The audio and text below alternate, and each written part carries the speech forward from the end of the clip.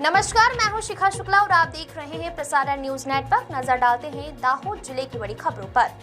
नीलम सेठ की आज 30 तारीख की रिपोर्ट में कुल 2 खबरें हैं। इसमें पहली खबर दाहोद जिले के विकास की नई दिशा बनने वाली दाहोद इंदौर रेल परियोजना की है, जिसमें इस वर्ष के दौरान ट्रेन सेवा शुरू होने की संभावना है।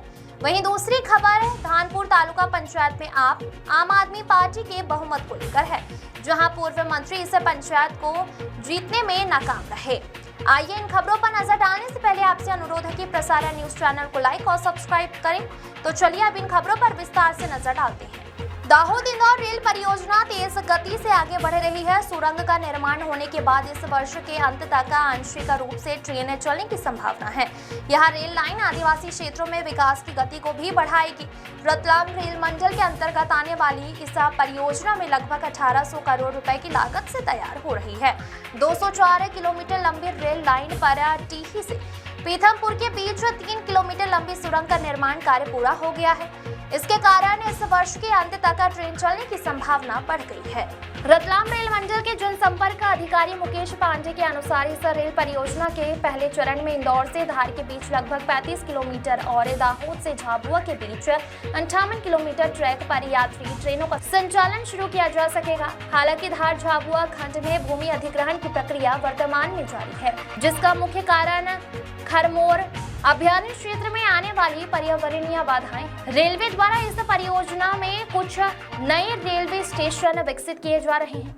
इनमें इंदौर से धार के बीच राऊ, टीही, पीथमपुर, सागौर, गुड़ावत और धार स्टेशन बनाए जा रहे हैं, जबकि दाहोद से झाबुआ के बीच कतवारा, पिटोल और झाबुआ स्टेशन यात्रियों को बेहतर सुविधाएं प्रदान करेंगे।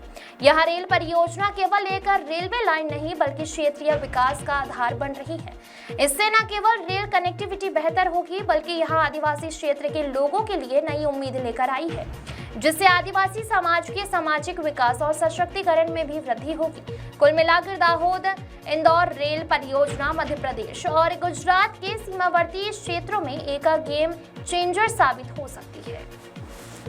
दाहोद जिले में इस बार के स्थानीय निकाय चुनाव में जनता ने भय और भ्रष्टाचार फैलाने वालों को नकार कर वास्तव में शोधन और स्वच्छ प्रशासन देने वाले लोगों को वोट देकर अपनी जागरूकता का परिचय दिया है।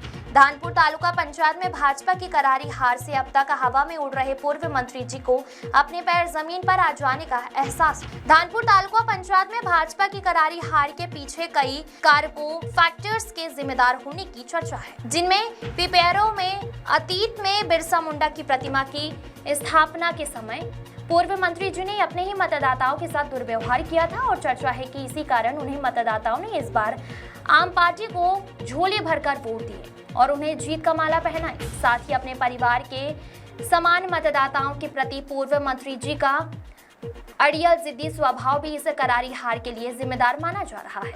मनरेगा योजना में पूर्व मंत्री जी के 2 सुपुत्रों द्वारा किया गया करोड़ों का भ्रष्टाचार भी इस करारी हार का कारण होने की इलाके में खुलेआम चर्चा हो रही है। नीलम सेठ की रिपोर्ट।